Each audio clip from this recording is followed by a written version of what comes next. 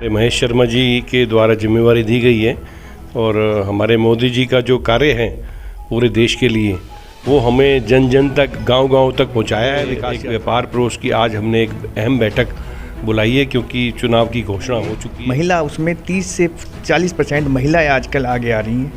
महिलाओं को बहुत ज़्यादा इस समय प्रोत्साहन मिल रहा है। जो मोदी जी की नीतियाँ है उससे महिला सब आगे आ रही हैं। गांव की महिलाएं भी आज काम करने के लिए उत्सुक हैं, आगे बढ़ के काम कर रही हैं। टाइम से जुड़ा हूँ और मोदी जी पे पूरा भरोसा है। अब की बार 400 पार देना, मोदी जी ने इतना काम करवाया तो हम यहाँ तक पहुँच गए हैं। जो इतनी मुश्किलें होती तो सब आसान हो गए बिजनेस में। जो जहाँ मुश्किल होती है अब हर काम आसानी से हो। लगता है मोदी जी के आने के बाद जो विकास सिर्फ विकास नहीं हुआ बल्कि व्यापारियों को भी फायदा हुआ। बहुत फायदा हुआ है। जो व्यापारी एक टाइम में डरता था किसी से कि काम नहीं करना, आज वो खुले आम काम कर। नमस्कार, आपकी वॉइस में आप सभी का स्वागत है। मोदी जी का अभियान है 2047 तक विकसित भारत बनाना और उससे पहले 2030 तक 5 ट्रिलियन की जो हमारी अर्थव्यवस्था है उसको क्रॉस करना। ये कैसे संभव होगा? ये तभी संभव होगा जब इसमें हर एक व्यापारी का योगदान होगा। जी हाँ, और इस वक्त मौजूद हो जहाँ मैं नोएडा में, यहाँ पे भाजपा द्वारा व्यापार प्रकोष्ठ बनाया गया है। रणनीति तैयार की जा रही है कि कैसे उत्तर प्रदेश की जो इंडस्ट्रियल राजधानी है नोएडा में, यहाँ से कैसे नींव रखा जाए और उत्तर प्रदेश से होकर इंडिया लेवल तक पहुँचे। और उन व्यक्तित्वों से मैं आपका परिचय करवाने वाला हूँ। सबसे पहले मैं शर्मा जी से आपकी बात कराना चाहूँगा, सीपी शर्मा जी से, जो कि इसको संभालते हैं और कैसे इस पर काम किया जाए उस पर लगातार जो है अपनी मीटिंग रखते हैं। और आज भी जो उन्होंने संगठन बनाया है वो उसी पर बात करने वाले हैं। जी सर, स्वागत है आपका। जी नमस्कार, मैं सीपी शर्मा, भारतीय जनता पार्टी व्यापार प्रकोष्ठ नोएडा महानगर का संयोजक हूँ। हमें हमारे महेश शर्मा जी के द्वारा जिम्मेवारी दी गई है और हमारे मोदी जी का जो कार्य है पूरे देश के लिए वो हमें जन जन तक गांव-गांव तक पहुंचाया है विकास यात्रा के माध्यम से। और जो 5 ट्रिलियन इकोनॉमी की बात है जहां तक, उसमें व्यापारी और उद्यमी दोनों की भूमिका रहती है और हमारे साथ व्यापारी और उद्यमी दोनों लोग जुड़े हैं, यानी इंडस्ट्रियलिस्ट और कमर्शियल, ये नोएडा महानगर में भरपूर हैं क्योंकि नोएडा बहुत बड़ा महानगर है जहाँ 20,000 इंडस्ट्रीज़ और सारे सेक्टरों में मल्टीपल मार्केट, मल्टीपल लेवल की मार्केट्स हैं। इसमें हमारे एक व्यापार पड़ोस की आज हमने एक अहम बैठक बुलाई है क्योंकि चुनाव की घोषणा हो चुकी है। माननीय हमारे डॉक्टर महेश शर्मा जी को दोबारा यह दायित्व दिया गया है क्योंकि महेश शर्मा जी और हमारे आदरणीय मोदी जी का काम तो अभूतपूर्व है पूरे देश में, जिसके लिए हम लोगों ने, क्योंकि हम लोगों ने जो हमारे कार्य हैं मोदी जी के, बीजेपी के, वो हमें जन जन तक पहुंचाने हैं। इसलिए हमने बीजेपी व्यापार प्रकोष्ठ की एक अहम बैठक यहाँ बुलाई है जिसमें केवल हमारे मंडल संयोजक आए हैं क्योंकि हम लोगों ने ज़्यादा भीड़ इकट्ठी नहीं करी क्योंकि हमारा ये था कि हम की पर्सन को बुलाएं, कोर कमेटी की बैठक बुलाएं जिससे हम जिम्मेवारी दे सकें। हमारी इस बैठक में काफ़ी महत्वपूर्ण निर्णय हुए हैं और सभी ने अपनी अहम भूमिका निभाई है। इसमें हमें ये डिसाइड हुआ है कि मार्केट संयोजक बनाए जाएंगे।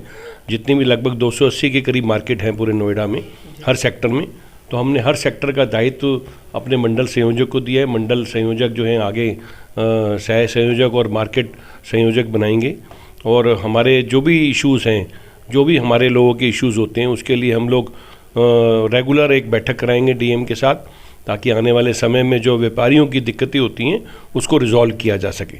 सर, पूरे भारत को अगर विकसित बनाना है तो छोटे छोटे उद्योगों का जो है कह सकते फिर से निर्माण करना, उसको आगे बढ़ाना, वो उसमें बहुत महत्वपूर्ण रोल है। और आप जो है एक एसोसिएशन के भी प्रेसिडेंट है HSCW के, तो खासतौर पर कुटीर उद्योग और लघु उद्योग है, इनको कैसे बढ़ावा मिले ताकि देश विकसित के राह पे चले? क्या इसके लिए कुछ माप तैयार किया आप लोगों ने? देखिए, भारत में 75% MSME सेक्टर हैं और 75% MSME सेक्टर में से भी जो लगभग 60% है वो माइक्रो इंडस्ट्रीज़ हैं, यानी लघु उद्योग। तो हमारा तो ध्येय ही ये है कि घरों में जो उद्योग चलते हैं, जो छोटे छोटे स्तर पे जो उद्योग चलते हैं, उनके हाथों को मजबूत किया जाए, उनके हाथों में काम दिया जाए। हमारे तो मोदी जी का नारा है, अगर वो कहीं भी जाते हैं तो उनकी बात, जो उनकी गारंटी होती है, उनके शब्दों में आती है कि 5% वहाँ के लोग अपनी इनकम का, जो लोकल हमारे हैंडीक्राफ्ट हैं, लोकल हमारे प्रोडक्ट हैं, लोकल खाने की चीज़ें हैं और जो भी हमारे आइटम बनती हैं, इलेक्ट्रॉनिक हैं, चाहे ऑटोमोबाइल हैं, वो 5% हमारे अपने देश के उद्योगों को महत्व देने के लिए उद्योगों का माल खरीदें और विदेशी चीज़ों को एंटी डंपिंग ड्यूटी लगा के सरकार ने डिस्करेज किया है, ताकि वो उद्योग हमारे यहाँ पनप सके। हमारे यहाँ इंडस्ट्री बढ़ रही है, हमारे यहाँ काम बढ़ रहे हैं, हमारे यहाँ कमर्शियल शॉप्स बढ़ रही हैं, इंटरनेशनल के लोग भी यहाँ आके अपनी दुकानें, अपने ब्रांड्स बना रहे हैं। तो क्यों ना हमारे ही लोग अपने आप में ब्रांड हैं, जो अपने आप में ही क्वालिटी हैं, तो अपनी क्वालिटी प्रोडक्ट बनाते हैं। तो हमने ऐसा हिंदुस्तान का निर्माण करना है व्यापार प्रकोष्ठ के माध्यम से, देश के माध्यम से, मोदी जी के सुपरविज़न में, हमारे महेश शर्मा जी के सुपरविज़न में, एवं हमारे जो आदरणीय अध्यक्ष जी हैं मनोज गुप्ता जी के, और हमारे जो महामंत्री हैं गणेश यादव जी और उमेश त्यागी जी के, उन लोगों के सुपरविज़न में हम लोग आगे चल रहे हैं। बिल्कुल सीपी शर्मा जी की बातों से सहमत हैं, क्योंकि पिछले जो अभी कुछ समय से जो लघु उद्योग को बढ़ावा मिला है, और जिस तरीके से अब हम बात महिलाओं की भी करना चाहेंगे। पंकज जी हमारे साथ जुड़े हैं, आप विकसित भारत की बात हो रही है, महिलाओं का अगर विकास नहीं होगा तो वो कह सकते बराबर में चल नहीं सकता है। इसके लिए आप क्या कहना चाहेंगे? जय श्री राम। देखिए बेसिक बात क्या है, आज के टाइम जितना आप एंटरप्रेन्योर देखेंगे, महिला उसमें 30 से 40% महिलाएं आजकल आगे आ रही हैं। महिलाओं को बहुत ज़्यादा इस समय प्रोत्साहन मिल रहा है। मोदी जी ने सभी महिलाओं के लिए जितना कार्य मोदी जी कर रहे हैं, आज मोदी जी को अगर जीत का कोई कारण है तो वो महिलाएं हैं। महिलाएं इस बात को समझ रही हैं। महिलाएं कभी आज तक आगे नहीं आई, लेकिन जो मोदी जी की नीतियाँ है उससे महिला सब आगे आ रही हैं। गांव की महिलाएं भी आज काम करने के लिए उत्सुक हैं, आगे बढ़ के काम कर रही हैं। शहर ही नहीं, गांव-गांव तक ये बात पहुंच रही है, और मोदी जी इस काम पे काम कर रहे हैं। और मोदी जी की इस गारंटी को सब महिला समझ के उसके ऊपर अपना काम कर रही हैं। आज की स्थिति में ये नहीं है, हिंदुस्तान में महिला जितना भागीदार है उतना कहीं पे भी नहीं है। बिल्कुल सर आपसे भी जानना चाहेंगे, आप भी पदाधिकारी हैं, अभी आप भी जुड़े हैं, क्या विकास के लिए क्या रोड मैप तैयार कर रहे हैं आप लोग विकसित भारत के लिए?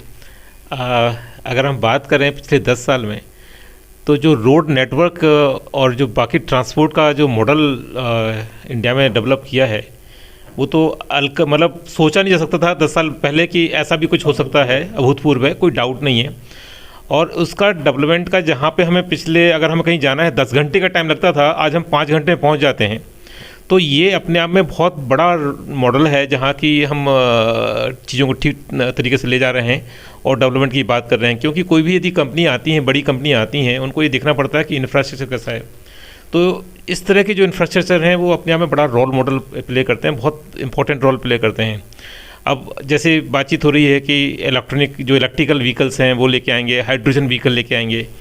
तो जो इंडिया के ऊपर पेट्रोलियम प्रोडक्ट्स का जो लोड पड़ता है, जितना वैल्यू लगती है, जितना कि मतलब हमारा फंड जब बाहर जाता है, उसको बचाने की पूरी कोशिश हो रही है। तो मोदी जी की जो सोच है वो आज के लिए होती नहीं है, वो सोच ही 25 साल बाद की है कि 25 साल बाद क्या होना चाहिए। तो जब इस सोच पे आप काम करते हो तो फिर वो ना लॉन्ग टर्म आपका रोड मैप होते हैं, लॉन्ग टर्म प्लानिंग होती हैं। तो उस पर जो काम होगा वो तो डेवलपमेंट की तो कोई लिमिट ही नहीं है क्या होने वाला है। आगे 5 साल तो आप मान के चलिए इंडिया पता नहीं कहाँ पहुँच जाएगा।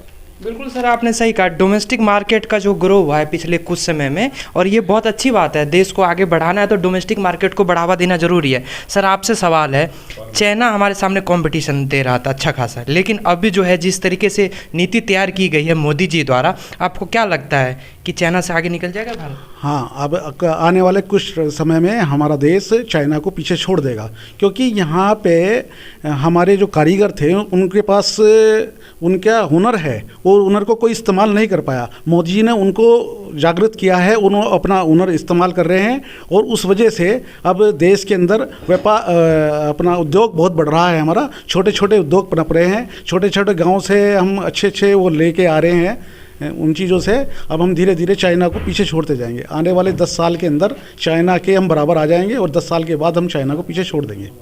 जी आपसे बात करना चाहेंगे, आप ये युवा की बात कर रहे हैं। युवाओं के लिए सबसे बड़ी बात होती है आजकल बेरोजगारी की, और हम कंपनी बनाने की बात कर रहे हैं। कैसे इसका सामना करेंगे? हमारे देश में बेरोजगारी की भी समस्या है। सर बेरोजगारी की समस्या तो है, लेकिन हमारे मोदी जी सबको आजकल जैसे है ना नारा सबका साथ सबका विकास, तो उसमें वो सब कुछ हम लगे हुए हैं कि सबको विकास और सबका साथ रहे हमारे साथ, और सब बेरोजगार कोई ना रहे। जितना प्लान किया आपने कैसे युवाओं को रोजगार दे सकते? सर प्लान हम कर रहे हैं, अब शुरुआत कर रहे हैं, हम जुड़े हैं नए तरीके से। अब इसको शुरुआत करेंगे कि कैसे हम आगे सबके साथ बड़े बैठे हमारे साथ, उनके साथ हम कैसे आगे बढ़ेंगे।